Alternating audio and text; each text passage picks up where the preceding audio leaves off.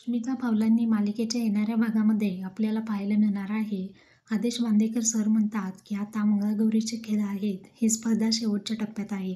चांदेकरांची मग घरची लक्ष्मी आता जाऊन ते गिफ्ट घेऊन येतील असं सांगतात. इतक्यात रोहिणी मनातल्या मनात म्हणते, कला तुझी ही शेवटची रात्र असेल. तू खूप उड्या मारल्या मंगळागौर स्पर्धेमध्ये. तेव्हा आता कला बॉक्स ओपन करते तर त्यामध्ये सर्प असतो आणि त्या सर्पाने कलाच्या हातावरती जोरात असा दंश केलेला असतो.